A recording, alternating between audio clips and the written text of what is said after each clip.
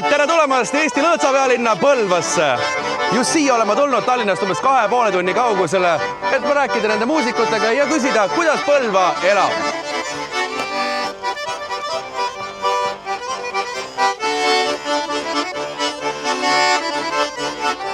Heino, samasugust hoogsat mõnusat rütmi saab siis peagi kuulda siin ühel ägedal festivalil, jah? Ja, see toimub Põlva Intsikulmus 18. juulil ja see on 15. harmoonika suur festival. Palju teid seal lõõtsamehi kokku tuleb, lõõtsanaisi? No, enam-vähem on 100 ringis olnud, alla natukene ja kunagi oli isegi üle ja... Räägi oma pillist natukene, mis lugu temal on? Kui vana see on ja misle poolest ta teistest erineb ka siis võib-olla või ei erinegi? See ei ole väga vana pill, see on 200 pill, kui ma olen nii palju pille teinud. See on teie enda tehtud? Ikka, 260 pilli olen teinud. Ja siin on väga eriline pill sellepärast, et siin on meie presidendi sellised näputööd on ka selle pilli juures. President käis mul töökojas vaatamas pilli tegemist ja palusin presidendil peale lüüa siia sellised etiketid, EV president, Alar Karis. Alar Karis, nii et siin on nagu Alar Karise õngu sees siis? No jah, võib öelda presidendi pill. Presidendi pill. Kuidas Eesti lõõtsaelu elab?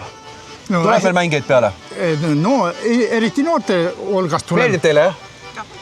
Väga lahe kuld. Ja väga lahe just sellepärast, et ma näen ka siin tütarlapsed selle taga. Või kuidas on ajaloolist mõttes? On lõõts pigem meeste või naiste pill? Algul ta oli meeste pill, nüüd on rohkem läheb ikkagi naiste pilliks. Aga laskeme siis pillide lüüda.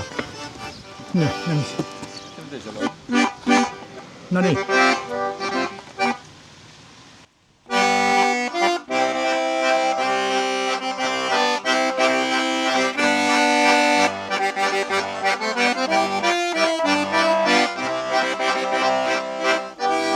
Kõlas ju imeliselt.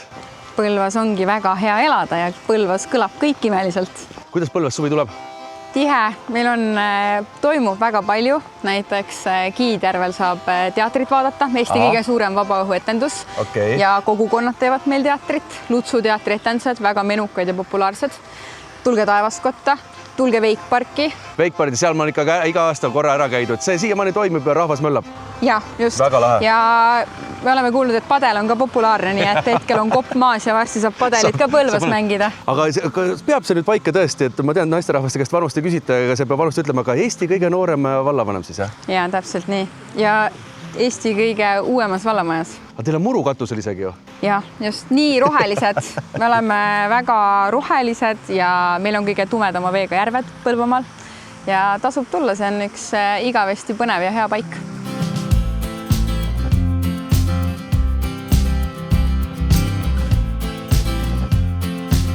Aga sõbrad, Põlva ei ole mitte ainult lõõtsapealinn, Põlva on ka tõukerattapealinn. On tulnud nii või? Jaa! Ja minu kõrval on 2 maailmameistrit ja ratas, millega mina sõidan, sellega on tulnud ka maailmameistriks. Kaua te nüüd seda tõukerattatrenni olete teinud? Mina olen sõitnud aastast 2015 ehk siis 11 aastat. Okei. Ja sina? Minul on 6 aasta läheb. 6 aasta, mis nüüd võlub selle juures? Täitsa äge on küll, ma ütlen, aga me väsitame ka. Tihti trenni teete? No, kuskil 4 korda nädalas vähemalt. Vahepeal ka rohkem, kuidas ka siis tavaelu lubab. Ma märkan, ma teen natuke valesti midagi. Ma vehin nagu selle peal, kui teie lükkate 1 või 2 korda, ma olen juba 4 korda lükkanud. Kuidas mu tehnika on? Oluline ongi varbaga hästi kiiresti lükata ja tugevalt, ehk siis saab ratas hoo sisse. Nii, aga meil on erinevad rattad ka ju. Ikka. Minul on nüüd see maanteesõiduratas, nii on see kiire ratas, selle, millega siis Margit, sina tulid maailmameistriks, jah? Ja maratoni distantsil. Ahah, aga sina sõidad siin minu kõrval? Mina sõidan metsarattaga, mis on võistlusteks ideaalne, trenni saab ka muidugi teha, aga see on spetsiaalselt ikkagi inimese enda jaoks ehitatud. Nii, ja sul siin? Ja minul on fat ratas, see on ka maastikul sõita, et sellega on lihtsam võib-olla siis, kus on kännud ja juurikad ja...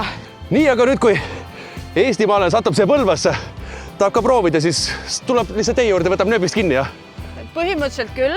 Info on meil kindlasti sotsiaalmeedias olemas, sellepärast, et me iga nädal 2 korral teeme ühistreeninguid. Et esmaspäeviti on kõik uued alustajad oodatud ja kolmapäeviti on siis nii-öelda edasi jõudnud. mina tulen edasi jõudnute trenni, aga varsti on uus MM ka, jah? Jaa, uus MM tuleb augustis Tšehhis ja siis oleme kõik uuesti joonel. Ma ka. Ma täna teen ära, ma tulen mingi 3 nädala pärast olen uuesti kord trenni ja siis näeme MM-i. Sobib!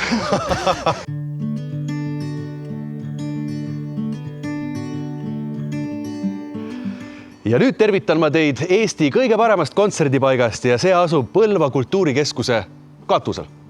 Kuidas niimoodi läks? Täpselt nii, tere tulemast. Kuidas niimoodi läks? No õnnestus seekord Eesti muusikaettevõtluse auhinnad, mis jah, et märtsi alguses andis oma auhindu välja, siis leidis, et Põlva Kultuurikeskusele võiks see auväärne tiitel see aasta kukkuda siia. Me olime 3 aastat nomineeritud. Ja nüüd lõpus tuli ära? Jah, täpselt nii.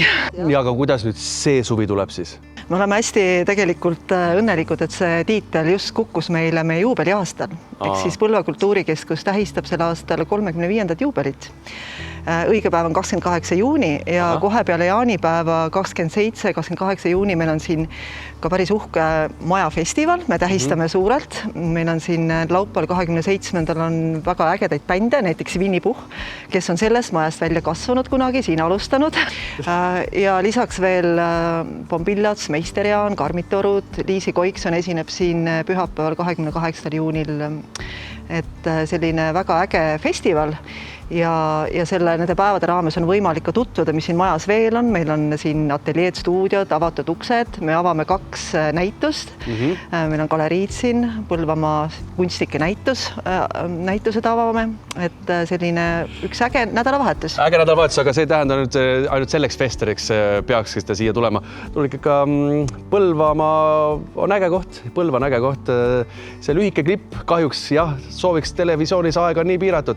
Tegelikult peaks see Põlva klipp olema kordes pikem, aga ma loodan, head vaatajad, et saite aimu, Põlva ootab teid.